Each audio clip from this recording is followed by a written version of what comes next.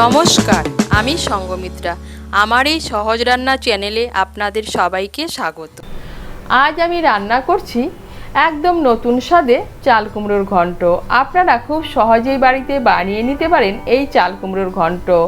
আপনাদের যদি এই রেসিপিটি ভালো লাগে তাহলে লাইক এবং শেয়ার করবেন, আর রেসিপিটি কেমন হয়েছে কমেন্ট করে জানাবেন। আরও নতুন নতুন রেসিপি পাওয়ার জন্য চ্যানেলটিকে সাবস্ক্রাইব করে পাশে থাকবেন। ধন্যবাদ। প্রথমে এখানে আমি একটা মাঝারি সাইজের চাল কুমড়োর হাফ চাল কুমড়ো নিয়েছি। চাল কুমড়োর খোসা ছাড়িয়ে ভালো করে ধুয়ে ঝিরিঝিরি করে কেটে নিয়েছি। এখন এর মধ্যে দিয়ে দিচ্ছি সামান্য একটু নুন দিয়ে কুমড়োটাকে আমি ভালো করে মেখে নেব। নুন দিয়ে কুমড়োটাকে ভালো করে মেখে নিয়েছি। এখন আমি কুমড়োটাকে 10 মিনিটের জন্য ঢেকে রেখে দেব। এই দেখুন, চাল কুমড়োটাকে আমি 10 মিনিটের জন্য ঢেকে রেখে দিয়েছিলাম, আর চাল কুমড়ো থেকে কতটা জল বেরিয়েছে। এখন আমি জলটাকে চিপে চিপে ভালো করে বের করে নেব। এখানে আমি কচি চাল কুমড়ো নিয়েছি, তাই চাল কুমড়োর বীজগুলো নরম ছিল। আর আপনারা যদি একটু বড় সাইজের চাল কুমড়ো নেন আর চাল কুমড়োর বীজগুলো যদি শক্ত থাকে, তাহলে চাল কুমড়োটাকে ভালো করে ধুয়ে চাল কুমড়োর বীজগুলোকে বের করে নিতে পারেন। এই দেখুন, চাল কুমড়োর জলটাকে আমি বের করে নিয়েছি।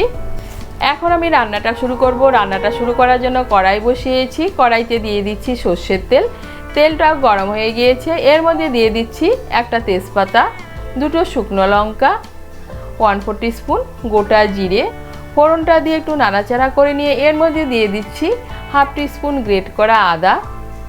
আদাটাকে মিশিয়ে নিয়ে এর মধ্যে দিয়ে দিচ্ছি চিংড়ি মাছ। এখানে আমি 200 গ্রাম চিংড়ি মাছ নিয়েছি। মাছগুলোকে কেটে বেছে পরিষ্কার করে নিয়েছি।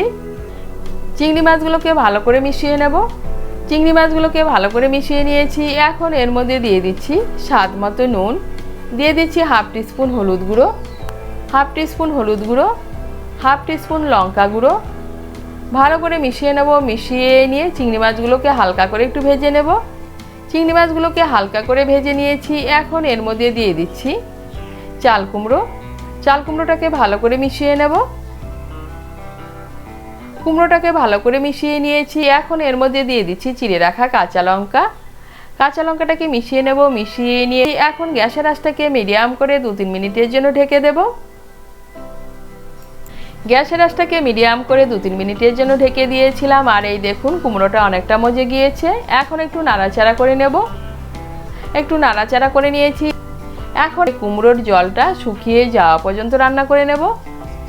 এখন আর ঢাকা চাপা দেব না, কুমড়োর জলটা শুকিয়ে যাওয়া পর্যন্ত রান্না করে নেব। আর এখন ঢাকা দিয়ে রান্না করলে কুমড়োটা একদম গলে যাবে। এখন একটা ভাজা মশলা তৈরি করে নেব। তার জন্য গ্যাসের উপর আর একটা কড়াই বসিয়েছি। এর মধ্যে দিয়ে দিচ্ছি 1 টিস্পুন গোটা জিরে। জিরেটাকে শুকনো খোলায় একটু ভেজে নেব।